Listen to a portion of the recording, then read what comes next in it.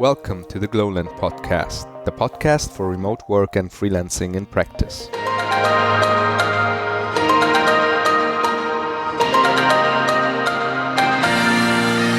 Hi everyone, and welcome to the next episode of the Glowland podcast. I have with me today a coworker in the TLR in Malaga.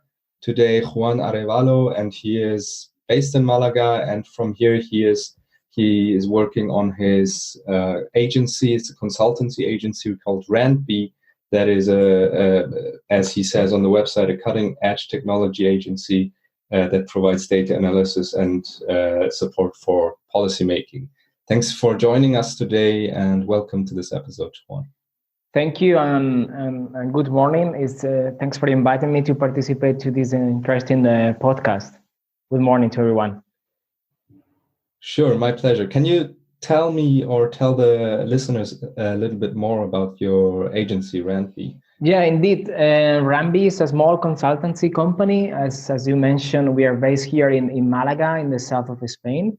And we provide different services in the field of data analytics, visualization tools. But to be more specific, we are experts in dealing with geospatial data and information, including also Earth observation data.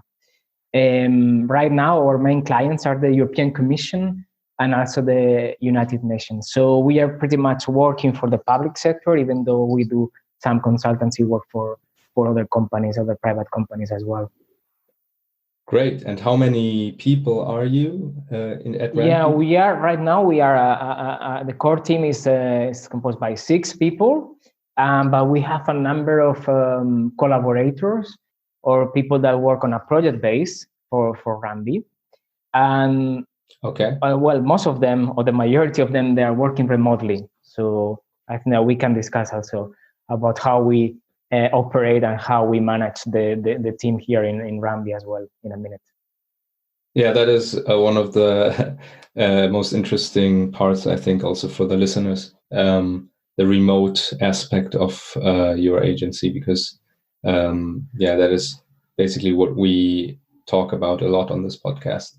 So you have a team in Malaga? Exactly. We have a team here in Malaga, but actually we have quite a number of people working for us from different cities around Europe. We have one guy working from Lisbon. We have people working from Italy, north of Italy, in Belgium. So actually, RANDB was born in 2015, and we were born remotely. Okay, so interesting. I'm one of the co-founders of the company. I'm actually managing the company right now, but I'm one of the co-founders as well. So it was kind of a natural movement for us to open RANDB after many years working for the EU and also for the European Environmental Agency. And actually, we moved here to Malaga because we are in love with the city, and we of course enjoy the freedom of working wherever we want. Last year, for instance, I lived in Portugal for 7 months, just to say that we moved quite a lot in a way. Yeah, and you are basically you started to work remotely with RANDB, or did you, when you worked for the European Commission, did you already work remotely back then? No. For the European Commission, I was an intramuros consultant, so I was actually based there. And so it was only when we started with RANDB that we started to work remotely with for all of our clients. And was that one of the reasons why you started the company, basically to be able to be more flexible and work remotely and work more on your terms? Or was that more like a necessity or a side kind of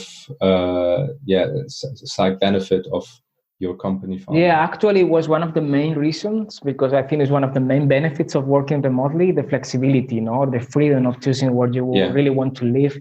For instance, if you want to live close to your family, friends, or in our case, because we were in love with the city, with Malaga.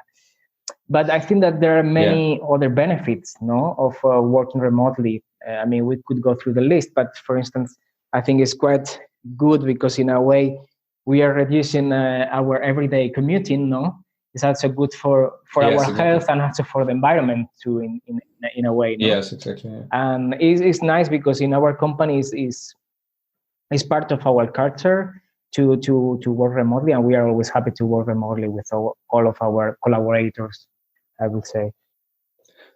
Yeah, that's great. Yeah, I think that is exactly what I also discuss with many other guests. The commute is one of the main things.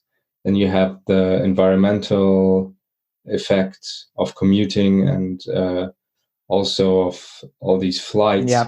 into cities to meet and to meet clients and so on. So another problem is, of course, if you don't work remotely, the probability to work in a city where the rent is very high and there's a huge amount of people working in the same city is also it's higher. Basically, if you're based in London or something, or in San Francisco at the moment, it's crazy in terms of the rent and the amount of people living in a small space. So I think remote work can help to load balance a little bit of the Indeed. population. So I totally agree. And with the team, you're all in Europe, because I realized also that time zones are mostly a challenge when you work remotely. There's different approaches. There's basically one approach that tries to not only work remotely, but also asynchronously. That means that if you manage to separate the tasks into bits that lets the single participants work asynchronously, you remove dependence and can work even more independent from each other in a team. How do you organize this in your consultancy? Yeah, that's an interesting question. That right now we are not facing this challenge of managing different time zones because we are all based in Europe. So we work also from people from UK, for instance, and Lisbon, as I said before. But it's only 1 hour difference. So we are not facing this this challenge right now.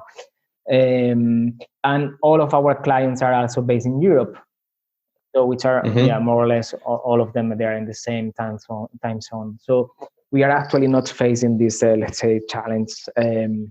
So you work synchronously, exactly, basically. yeah. And okay, do you have a lot of meetings, or is it more like is it more individual tasks that you're pursuing in?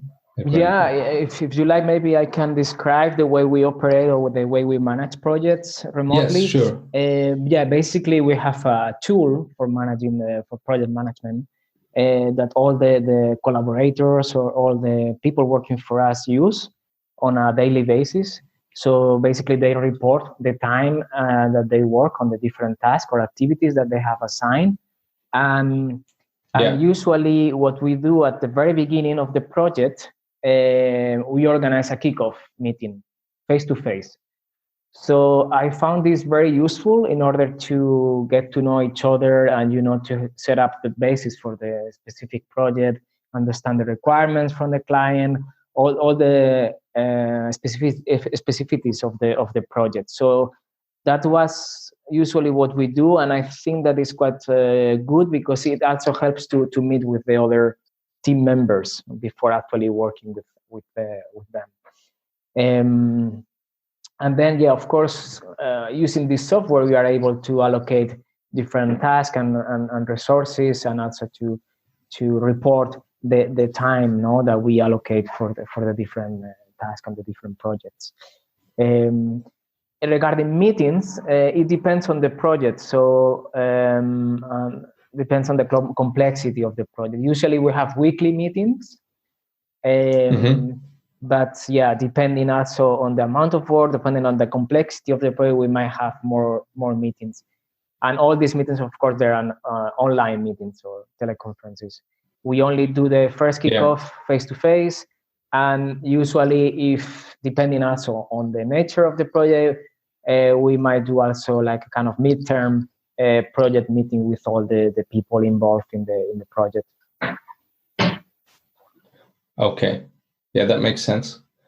You can do the kickoffs face to face because you're all pretty close. Yeah, in that case, in it's not a big deal, and usually we allocate budget for this purpose within the project. No.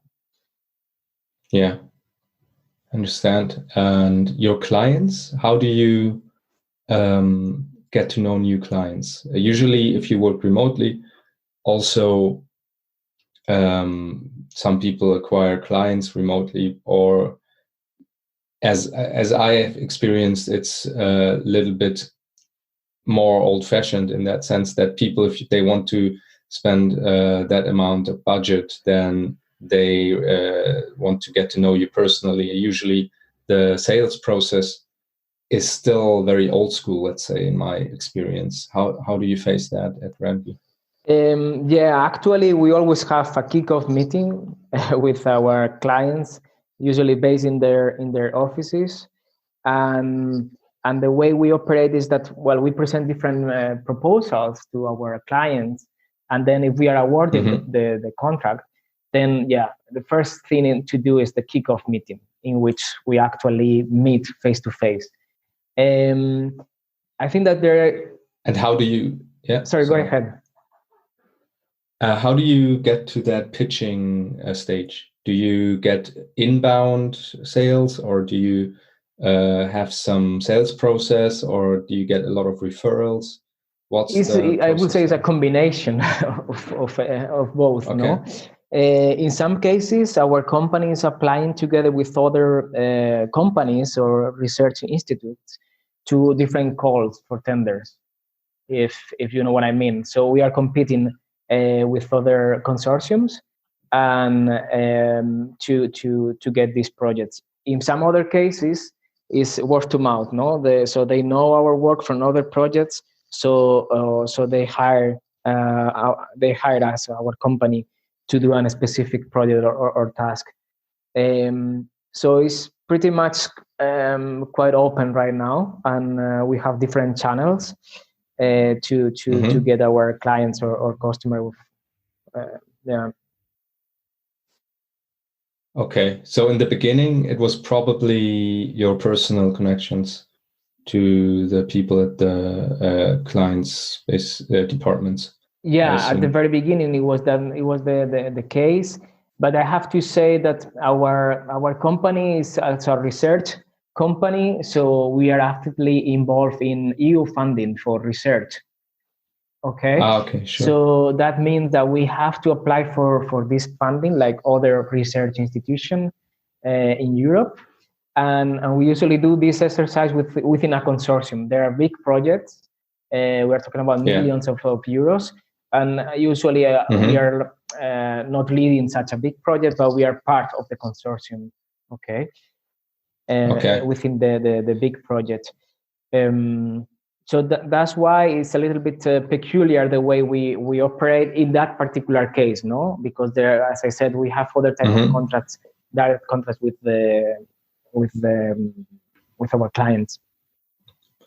Yeah, I understand. So yeah, that's interesting. Also, the processes in the EU funding realm, basically, is I tried to get into that as well with my co-founders.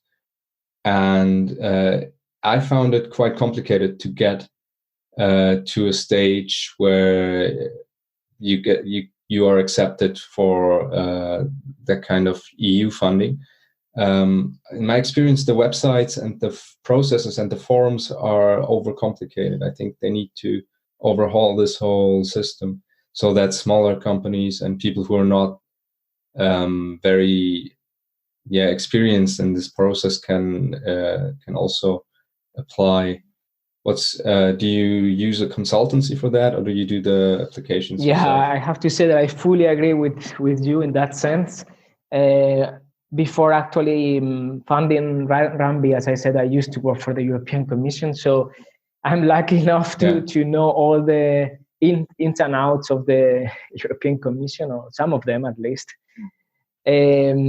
And indeed, the administrative burden, the difficulties also of applying for funding from the EU is still quite of a challenge for many. In our case, we do it ourselves because we are quite experienced with this type of funding.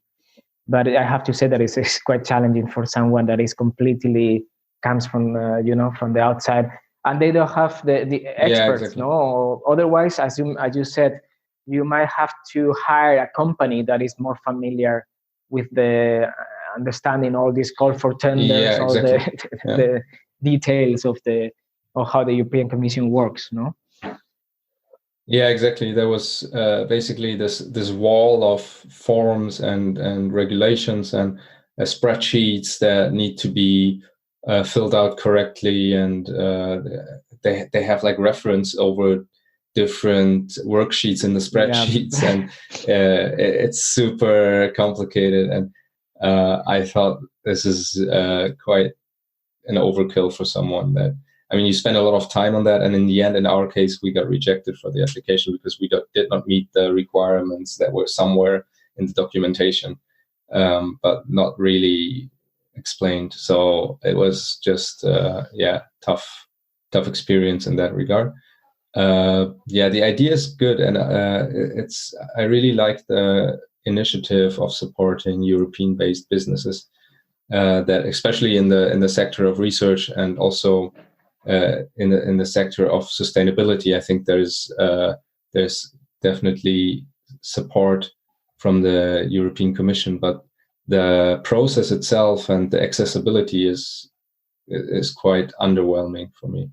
Yeah, I agree. So that's just my experience. And but back to remote work. So what do you think is the biggest challenge you have working remotely with your team? With my team or with the clients? Because I think that both. Yeah, both. Okay. I mean, for clients, I mean, there are still many clients or managers that they are very much used to face-to-face interaction. Okay. Yeah. And I think that they believe that they have more control over the projects or stuff. Which is not certainly true, but some people do know. And so this is still a challenge for many clients. I think that fortunately this culture is now changing, and I guess that in the future will be a standard practice to work remotely, even for the EU, so all the EU institutions. Actually, it's part of the European Commission strategy to be a little bit more flexible in terms of for their staff. Okay, so for permanent staff to have this possibility of working remotely at home base, but also with, of course, with different service providers. So I think that this is already changing, no? But there are still many people that they prefer face-to-face because I have the feeling that they think that they have more control. Yeah, it's exactly that. It's the illusion of control. It's also true that managing a team remotely means for both, for clients and for us as a company, means that you need to have very clear objectives or tasks also to define all those, and to be able also to keep track of the work, which means that you have in place you have a mechanism to manage all this. And unfortunately, some clients are not so familiar to this type of way of working. So, they're a little bit less organized, or they don't have actually a clear objective of what they would really want to do. And the same applies also for some of our collaborators as well. No, so that's, let's say, the first requirement to work with us is to be used to work remotely. So which is not something for everybody, I would say. Yeah, definitely. It's also challenging on the personal side, where you have to set up different habits, create different habits for yourself if you work remotely, basically. And in my experience, some people need a transition period to get comfortable with remote work, because all the freedom is sometimes also challenging to handle, because you have to think about, for example, getting enough movement, like because I know people who could basically stay home for a week and not go out, working remotely, which is I think individually fine, but it's kind of dangerous to fall into these kind of habits. So it's more effort and self-discipline, I think, than working in a normal environment. But at the same time, I don't believe it's less productive if you know what you're doing. Basically, exactly. I think the productivity can be even higher, because in my experience, also people who work remotely, they have this behavior to try to prove that, or not prove, but show that they're productive and get things done, because you cannot slack away remotely if the results aren't right, that people won't be satisfied and will blame remote work for it. So in my experience, it's very, very result oriented, most people I work with. So instead of just sitting somewhere 8 hours a day and proving that you're physically there, you need to show results, in my experience, in my opinion. So that's also something that is a side effect. So actually it can be, and I'm curious about studies on this, but it can be even more productive and result oriented if people get more freedom, basically. Which doesn't mean that you should work more when you work remotely. That's not a solution either. It's just, sure. I think it's sometimes a better filter of people who are genuinely productive and working on solutions in a result-oriented way, because you need to track more in a certain way, not to track time. That's not what we're doing, for example, but to track results, and it will quickly be evident and obvious how someone performs, basically, and how much experience someone has in that field and with remote work and so on. So I think it's kind of a filter for productivity also. Yeah, actually the timing that I was mentioning that we are recording is more for our internal metrics, because not actually for the collaborator. Okay, not for tracking the collaborator or anything like this, because we work for objectives. Yes, and exactly. I'm very much results oriented. So I don't really care if our collaborator is spending 1 day or 2 days to finish the task. Yeah, exactly. But however, it's important as a metric for us, as a consultancy company, in order when we are preparing or offering preparing proposals, it is important as a metric for us to prepare those. Yeah, exactly. Yeah, I totally understand. And also, of course, clients sometimes, in our case, when we refer freelancers, they want timesheets. So that's, of course, you need to use a tool like Toggle or something to record your time working on the client's projects. That is true.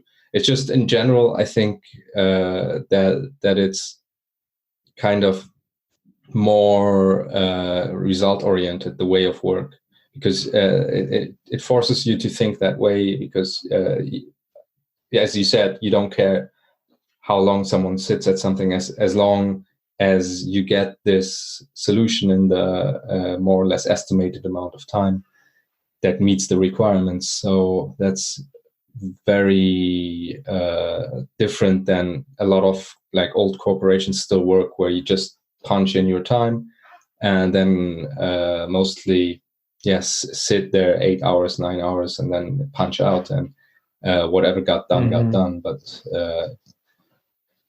isn't basically tracked the same way. So I think concluding that remote work leads to more result oriented way of work and attitude, basically. Yeah, indeed. So are there any tools you use that you can recommend to the listeners regarding your team's collaboration tools? Or Yeah, I mean, we are using different tools. Also, sometimes these tools are imposed by our clients. But however, we have some internal tools to manage. We are currently using very often Redmine. Red. Okay. I don't know if you're familiar with this one. I'm not familiar. It's an open source tool. Okay. And it's a project management tool that we are currently using in all of our projects.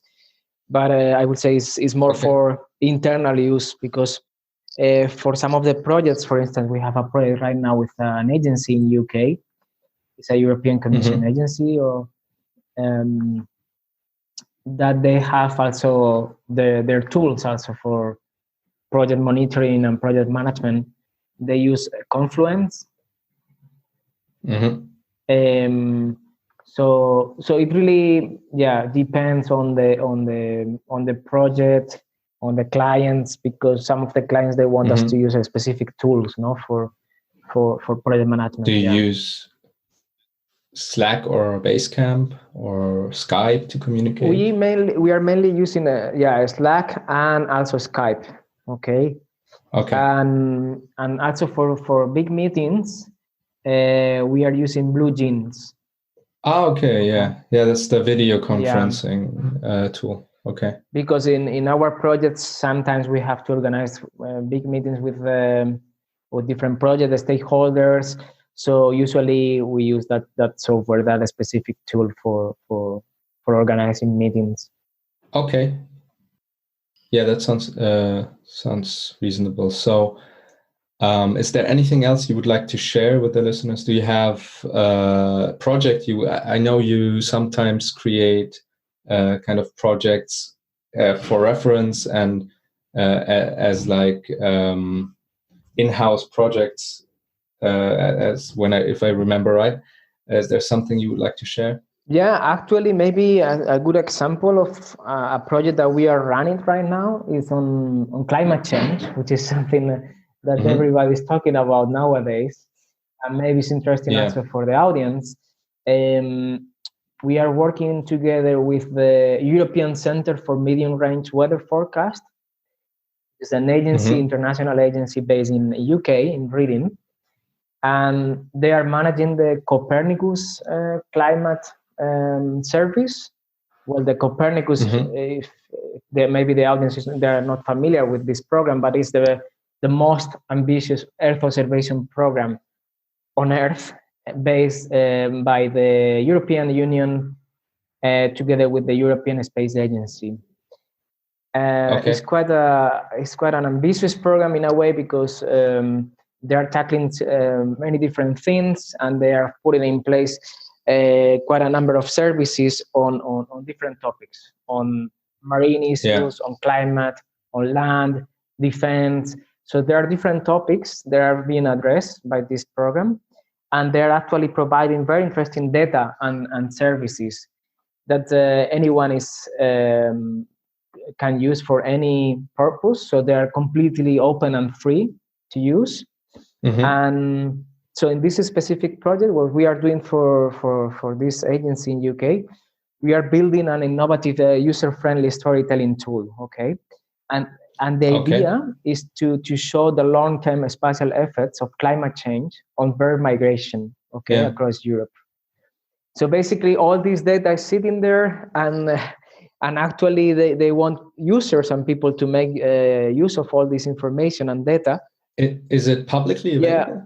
They have an API. It's called the Climate Data Store from the Copernicus program, and we are making use of this data and trying to come up with this storytelling tool to actually increase the visibility of the data, but also to raise awareness on climate change.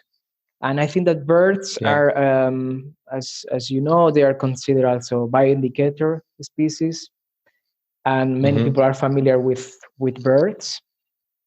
So what we are doing in this project is actually to build a different machine learning models to predict changes in migratory bird behavior in relation to climate change. Thanks to all this crazy amount of data that they have, time series data on climate, on different variables such as precipitation, of course, temperature, wind, speed, and direction.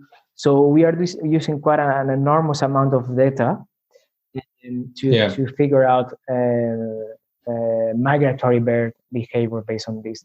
And we are all doing this remotely. So our main client is in UK, and the way we work is that we have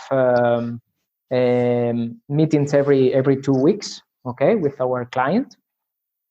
And of course, we have face-to-face meetings as well. But I think, if I remember well, there will be only 2 during the project, and the last one will be just actually to present the results of this project, not only to our client but also to other interested parties in this project that we are developing right now.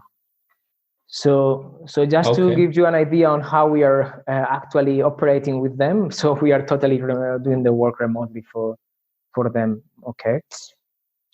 Okay, interesting.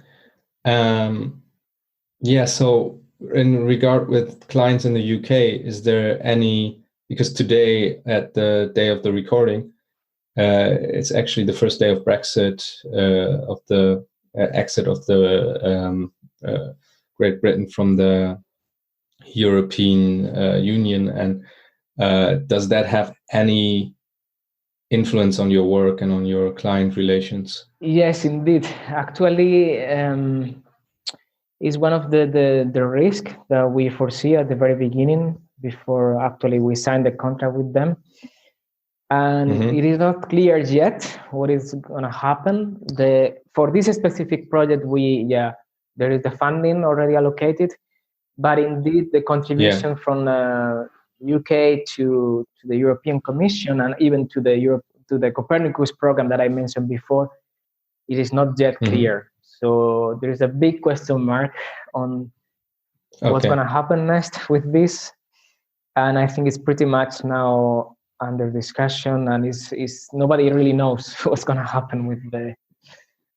So it's going to affect, of course, our business, because we are very much oriented, as I said at the very beginning, to the European Commission, and of course the Brexit is going to affect us in terms of budget, but not only the European Commission. So somehow it's going to affect us.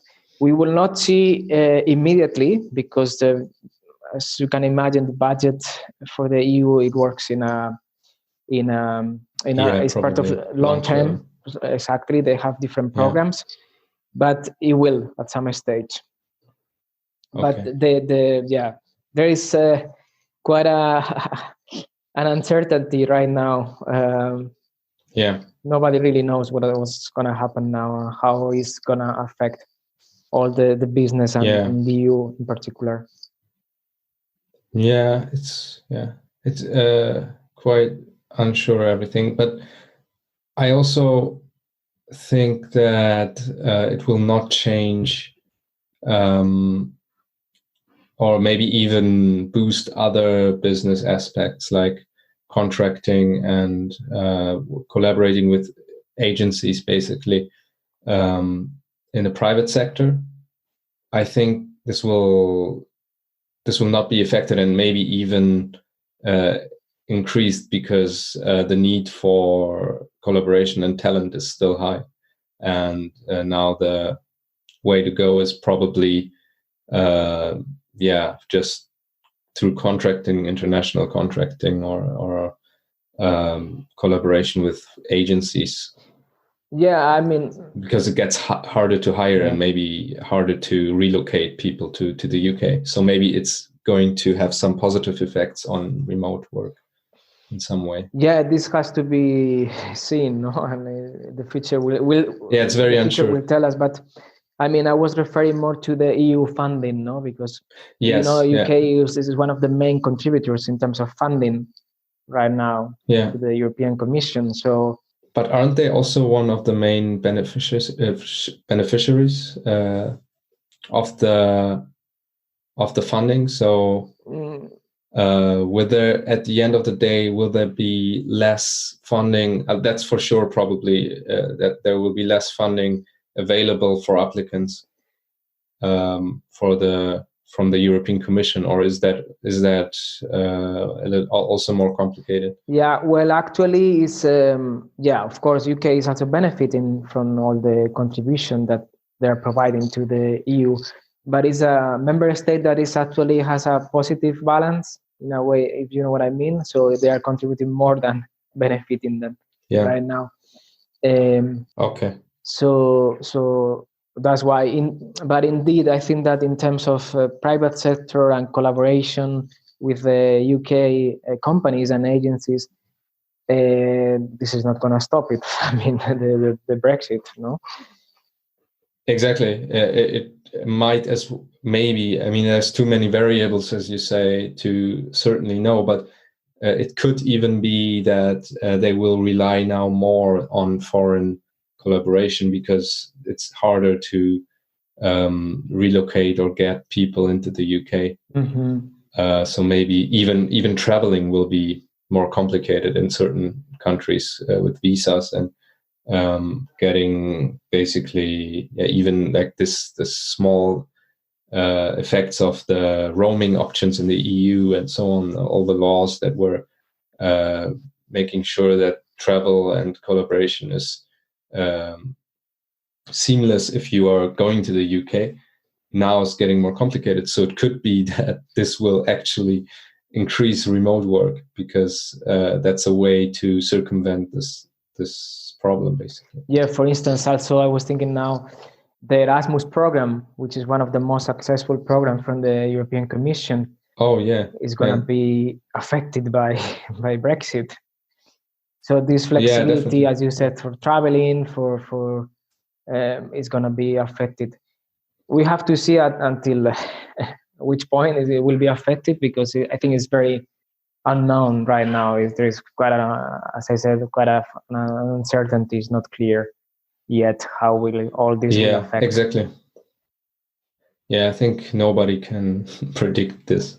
It's just too many variables going in either direction. That's unfortunately also one of the reasons why the Brexit campaign, that and populism, was so successful, I think, because it's really hard to give 100% certain counter arguments what's going to happen. So the claims were all basically out there, and to it's way harder to discharge them than to make some things up, basically. But yeah, now it's done. So let's see what's going to happen, and I hope everything's going to kind of smooth in after a while. Yeah. Great. So yeah, anything else you want to mention to at the end of the interview, or anything you want to share? Well, I maybe just want to take this opportunity to announce that we are organizing a hackathon here in Malaga.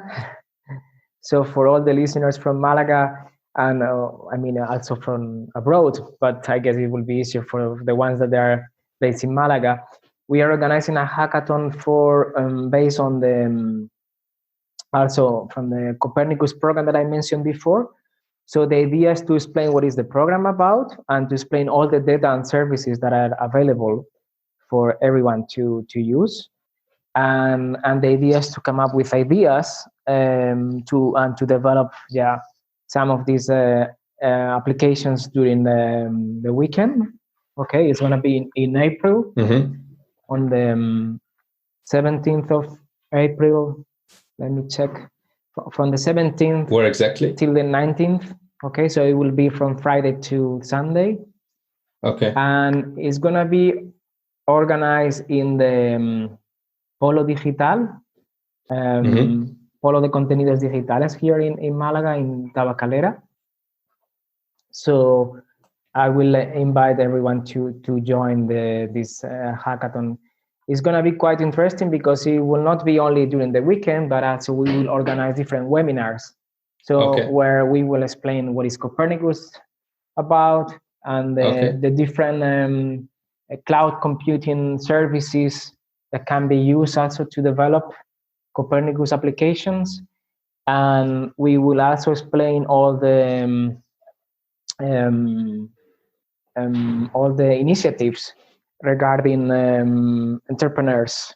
So people that want to start and to work to create companies or startups dealing with Copernicus data and services. So we will explain how the European Commission is helping this business or these startups right now. So because there's quite a detailed program. So I think it's a great opportunity for those who want to know more about Copernicus and who want to make use of the data and the services and create their own business. Okay, great. That sounds really interesting. I will also share the information in the show notes and pass it on to the description. Okay, so that people can follow this. There is a website, of course, to register and have where we have all the information and all the details. There are several awards. So for the winners of the hackathon, so all the details are in there in the website that we launched this week. Okay, perfect. That will come into the show notes, also with a link to your agency and some other information from this podcast. Probably the Copernicus program. It's one of the main things that I will take away also from this. Super interesting. I always like to see these big data reservoirs that are publicly available, because it's basically a treasure trove for interesting ideas and also businesses. So thanks again for joining this podcast, Juan. It was really interesting and really enlightening to talk to you. And thank you everyone for tuning in, and see you next time. Hear you next time in the next episode. Take care. Until then. Thank you very much. Thank you. Thank you for listening to the Glowland podcast, the podcast for freelancing and remote work in practice.